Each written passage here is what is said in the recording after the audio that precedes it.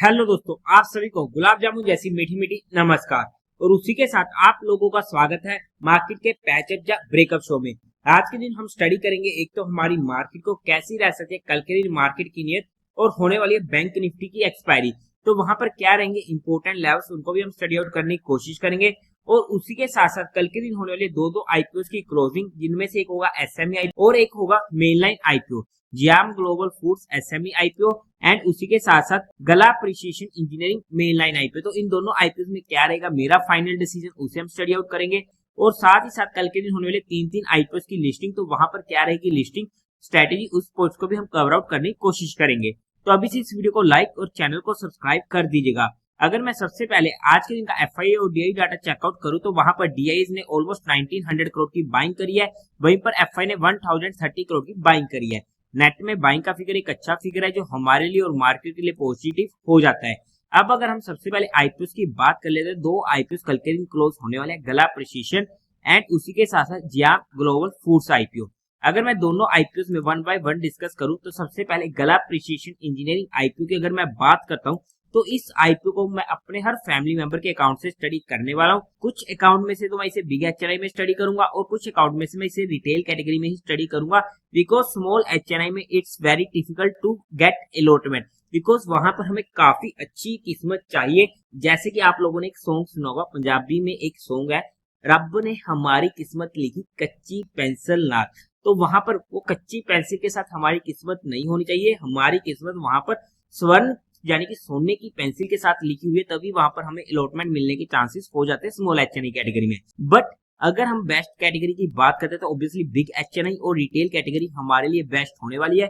वो हमें हमारे फंड्स के अकॉर्डिंग देखना पड़ेगा कौन सी कैटेगरी में से हम अप्लाई कर सकते हैं, क्योंकि इन दोनों कैटेगरीज में भी एक अच्छी खासी सब्सक्रिप्शन हमें देखने की उम्मीद है। एटलीस्ट जहां से डबल तो हो ही जानी चाहिए इनकी subscription. For example big HNI में ऑलमोस्ट 300x तक, और उसी के साथ साथ रिटेल कैटेगरी में ऑलमोस्ट 100x तक, तो इसकी सब्सक्रिप्शन आई थिंक पहुंच जाएगी इजीली। तो यहाँ पर इन शॉर्ट मैं कहना क्या चाहता हूँ, हमें हमारे फंड्स को प्रॉपर्ली एलोकेट करना पड़ेगा और वहां पर हमारे फंड्स के अकॉर्डिंग हमें वहां पर कैटेगरी डिसाइड करनी पड़ेगी। और उसी के साथ साथ अगर मैं दूसरे एसएमई आईपीओ की बात करूं, जियाम ग्लोबल फूड्स, तो अगर मुझे यहाँ पर क्वालिफाइड की तरफ से 100x और एचएनए की तरफ से 200x का सब्सक्रिप्शन देखने को मिल जाता है, तो मैं इसे स्टडी कर लूंगा अपने फैमिली मेंबर के अकाउंट से। बट अगर इतना सब्सक्रिप्शन देखने को नहीं मिलता है, तो वहां पर मेरा थोड़ा सा माइंडसेट काफी ज्यादा अग्रेसिव होकर होगा, और इतने सब्सक्रिप्शन मिलने पर वहां पर मेरा माइंडसेट अग्रेसिव होकर हो जाएगा।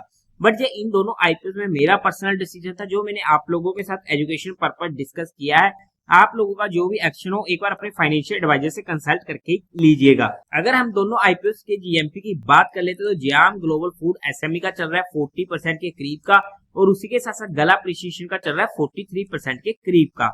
अब अगर हम बात कर लेते किन किन आईपीओ की कल के दिन होने वाली है लिस्टिंग, तो वहां पर सबसे पहले Aeron composite SME IPO, Ecos mainline IPO और Paramatrix technology SME IPO. Personally मुझे इकोस का आईपीओ अलॉट हुआ है।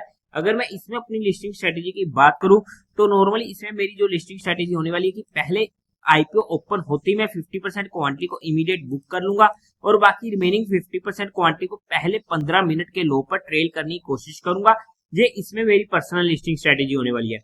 अगर हाँ ये आईपीओ मुझे 50% से ज्यादा का लिस्टिंग गेन देखने को मिलता है वहां पर ओपनिंग में, तो वहां पर मैं 50% की जगह पर 70 से 80% क्वांटिटी को इमीडिएट बुक करने की कोशिश करूंगा। बट हाउ एवर अगर मैं एसएमई आईपीओ में अपनी लिस्टिंग स्ट्रेटेजी की बात करूं, अगर ये आईपीओ मेरे पास होते, तो वहां पर मेरे एसएमई आईपीओ में यही रूल बने हुए हैं कि जैसे वो एसएमई आईपीओ लिस्ट होते हैं, मैं वहां पर इमीडिएट बुक करने की कोशिश करता हूं। फिर उसके बाद वो आईपीओ डबल होता है, ट्रिपल होता है, आधा रहता है, मुझे फर्क नहीं पड़ता। मेरा काम था लिस्टिंग लेना, मिला तब भी ठीक, नहीं मिला तब भी ठीक, मैं वहां पर एक बार के लिए एग्जिट हो जाता हूँ। क्योंकि जनरली एसएमई आईपीओ में हमें सर्किट देखने को मिल जाते हैं, अपर सर्किट या लोअर सर्किट। क्या लगना कंफर्म है? कोई कंफर्म नहीं है, और अगर लगता है तो कौन सा लगेगा किसी को भी नहीं मालूम, वो सिर्फ मार्केट को मालूम है। बट अपर सर्किट में हमें बेशक कोई दिक्कत नहीं होती और हमें सिर्फ मजे ही मजे आते हैं। बट वहीं पर अगर लोअर सर्किट लग गया, तो हमें वहां पर दिक्कतें होनी शुरू हो जाती है और हमारा एग्जिट नहीं हो पाता जब तक वो सर्किट नहीं खुलता है। तो इस वजह से मैं सर्किट के चक्कर में नहीं पड़ता हूँ और वहां पर इमीडिएट बुक करने की कोशिश करता हूँ। हाउएवर इन सभी आईपीओ में ये मेरी पर्सनल लिस्टिंग स्ट्रेटेजी होने वाली थी, जो मैंने आप लोगों के साथ एजुकेशन पर्पज डिस्कस करी है।